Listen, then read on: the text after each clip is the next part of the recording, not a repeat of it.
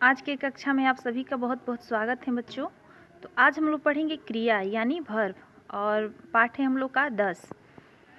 तो देखिए दिया हुआ है कि सुबह जागने से लेकर रात में सोने के समय तक हम कई प्रकार के कार्य करते हैं, जैसे अखबार पढ़ना, खेलना, खाना बनाना, टीवी देखना, दौड़ना आदि। तो ये सभी रंगीन शब्द क्रिया शब्द हैं।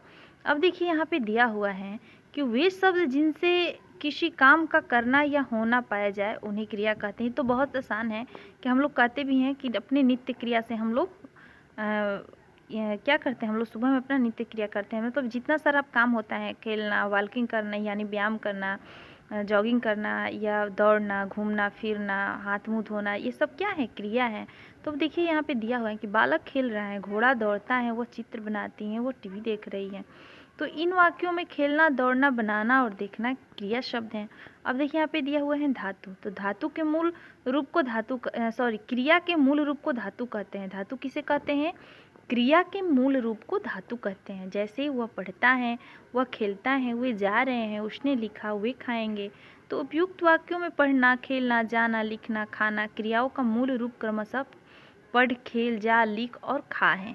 तो ये क्या हुआ है? पढ़, लिख, खेल, खा, जा, ये सब क्या हुआ? ये सब धातु हैं। तो अब देखिए सहायक क्रिया दिया हुआ है कि सहायक क्रिया विभिन्न क्रिया रूपों में से मूल धातु को अलग कर देने से जो रूप बच जाता है उन्हें सहायक क्रिया कहते हैं। जैसे श्वेता खाना बना रही है।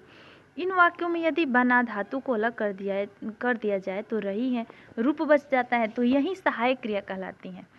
ठीक है, आप समझ रहे हैं ना कि जो धातु को अलग कर दिया जाए तो रही है, रूप बच जाता है, यही सहायक क्रिया है। जैसे खाना बना रही है तो बना जो हो गया, धातु को अलग हम कर देंगे तो रही एक बच जाएगा, तो वो सहायक क्रिया है। तो देखिए यहाँ पे सहायक क्रिया का परिभाषा दिया हुआ है कि मुख्य क्रिया में सहायक होने के कारण इन्हें सहायक क्रिया कहा जाता है। धातु में ना प्रत्यय जोड़ने की क्रिया का सामान्य रूप बनता है, जैसे पढ़ धनना, पढ़ना, लिख धनना, लिखना, सीख धनना, सीखना।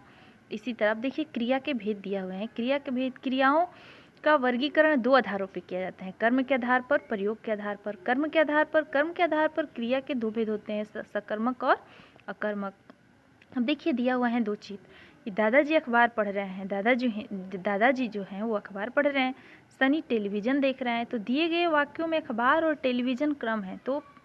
तो पढ़ रहे और देख रहा है, पढ़ रहे और देख रहा है, क्रिया के व्यापार का फल उसके क्रम पर पढ़ रहा है। तो अतः पढ़ रहे हैं और देख रहा है सकर्मक क्रियाएं हैं।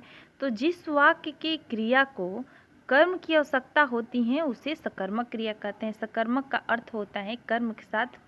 तो जिन क्रियाओं के साथ कर्म की आवश्यकता होती है उन्हें सकर्मक क्रिया कहते हैं। जैसे बच्चा हंस रहा है, चिड़िया उड़ रही हैं। इन दोनों वाक्यों हंस रहा है और उड़ रही हैं, क्रिया का फल सीधा कर्ता बच्चा और चिड़िया पर पड़ रहा है। देखिए यहाँ पे दिया हुआ है कि इन दोनों वाक्यों हंस रहा है और उड़ रहे हैं, क्रिया का फल सीधा कर्ता बच्चा और चिड़िया पर पड़ रहा है, इसलिए ये अकर्मक क्रिया है। अकर्मक शब्द का अर्थ होता है बिना क्रम के। जिन क्रियाओं को कर्म की आवश्यकता नहीं होती उन्हें अकर्मक क्रिया कहते हैं। जिस वाक्य की क्रिया को कर्म की आवश्यकता नहीं होती है उसे कर्मक क्रिया कहते हैं। सकर्मक और अकर्मक क्रियाओं की पहचान। सकर्मक और अकर्मक क्रियाओं की पहचान के लिए प्रायः क्रिया से पूर्व क्या, किसे और किसको द्वारा प्रश्न करने से उत्तर मिल जाए तो सकर्मक क्रिया होती है, अन्यथा अकर्मक क्रिया होती हैं। अब देखिए यहाँ दो पार्ट में दिया हुआ है, एक सकर्मक और एक अकर्मक। तो देखिए सकर्मक में दिया हुआ है माँ कुत्ते को खिलाती हैं, और अकर्मक में दिया हुआ है माधुरी बैठी हैं, पिताजी खिलौने लाए, दादाजी सो रहे हैं। तो देखिए पूर्वकालिक क्रिया 5 नंबर में दिया हुआ है। पूर्वकालिक क्रिया तो किसी मुख्य क्रिया से पूर्व यदि कोई दूसरी क्रिया प्रयुक्त हो तो वह पूर्वकालिक क्रिया कहलाती है। जैसे नीलिमा ने कविता पढ़कर सुनाई, माँ सबसे मिलकर देहरादून गई। तो मूल धातु के साथ कर अथवा करके लगाकर पूर्वकालिक क्रिया बनाई जाती है।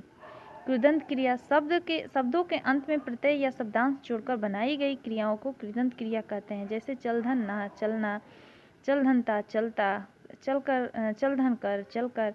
तो यहाँ चल मूल धातु है, इनके साथ ना, ता और कर प्रत्यय लगाकर कृदंत क्रियाएं बनाई गई हैं।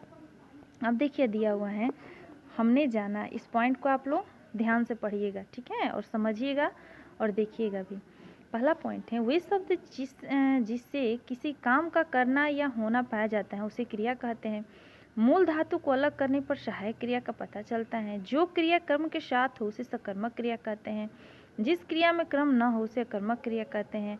जो क्रिया अपने साथ दो क्रम रखती हैं उसे द्विकर्मक क्रिया कहते हैं। कर्म के आधार पर क्रिया के भेद, सकर्मक क्रिया और अकर्मक क्रिया। प्रयोग संरचना के आधार पर क्रिया के भेद, प्रयोग और संरचना के आधार पर क्रिया के भेद। सामान्य क्रिया, संयुक्त क्रिया, नाम धातु क्रिया, प्रेरणार्थक क्रिया, पूर्वकालिक क्रिया, कृदंत क्रिया। तो क्रिया शब्दों के अंत में प्रत्यय लगाकर कृदंत क्रिया बनाई जाती हैं। इसको आप लोग इतना याद कीजिएगा, इसको पढ़िएगा। तब तक के लिए धन्यवाद।